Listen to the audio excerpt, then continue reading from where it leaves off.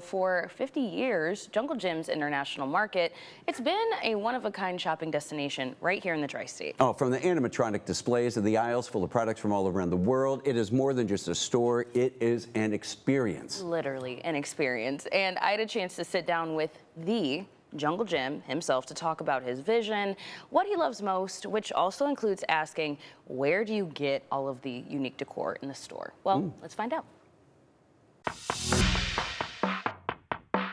Yeah, Jim Bonaminio. Is that what you go by? No, nobody knows me by that name.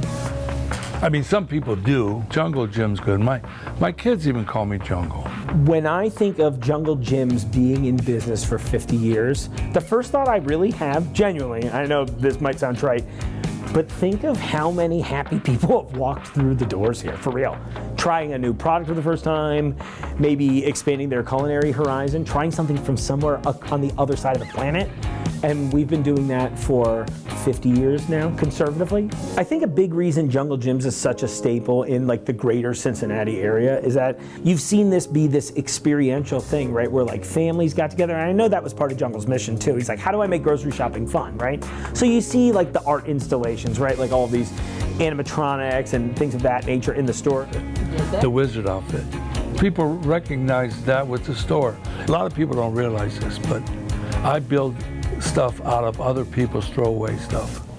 That's what I do. You want to know? That's what I like to do. And that's what I get started, all this theme stuff, from me just collecting stuff and doing crazy stuff. And before you know it, I put a smile on their face. I like to do that. And they spend a couple hours here. That's why we have so many shopping carts. You know, people come over here. I mean, we have like 1,600 shopping carts. Part of our, not motto, but I think our mission is to expand other small businesses out there.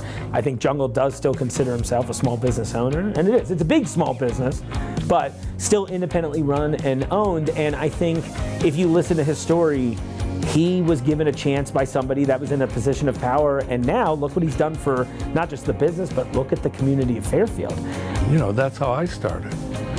You know, that's inside of you when you see other people when they started out, you know. If you can help them, you want to help them because you remember when you were that person. That's not hard to understand. And there are so many brands that have, you know, they couldn't get into some of the big box retailers, but they could get in here, and then being a proven success in Jungle Gyms was really easy to have a lot of these other big box retailers go, oh, well, it's a proven success, now we're interested. But we're the ones taking that chance. He figured it out. It became a destination for people. So, you know, you build from that. You can try things here that in modern times you can only see on the internet, or in the 2000s, 90s, 80s. Maybe you saw them on TV. You're like, maybe I'll never experience these things. They're from another country on the other side of the planet. But you could go to a store in Fairfield and walk in and be like, literally, this is a bag of Korean snacks I found yesterday on accident. And how often is that a sentence that people get to say unless they're here, you know? They're delicious, by the way. I just keep on going and going and going and going. I mean, it's like if I was a playwright and I was making plays on Broadway, you know? I'd be done with a play, it'd be showing, and the critics would be in there. I'm already thinking about my next play. My wife's and the people that are here saying, you need to celebrate 50 years. Me, I'm saying, why do you want to, come on, we got all these projects going. Why do you want to backtrack? Do you know about the bus tour downtown? I was surprised.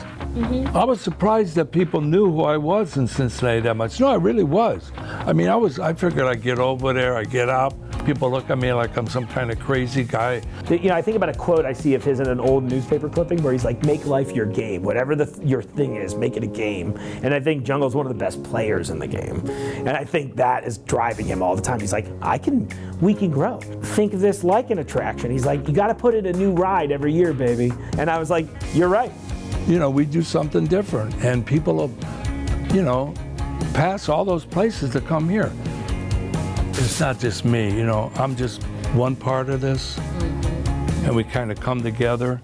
what I do, it's like the cherry on top of the ice cream, you know? I make the fun and exciting thing, but the people that work here make sure you have the good meat, the good produce, this, and that, or you wouldn't come back. I started, but I'm part of it. I don't think Jungle's ever going to retire. As a matter of fact, in my contract, I asked him personally to haunt me here every day if he ever passes. I don't know if that's even a thing, man. That guy's gonna live forever. I feel confident saying that. But quote me.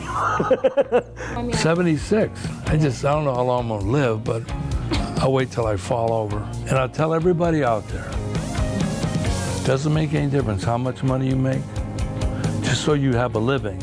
And if you like what you're doing, you're a winner. So many people I know do have money, and they're not real happy. If you like going to work, and you can make a living, don't look at anybody else, be happy where you're at.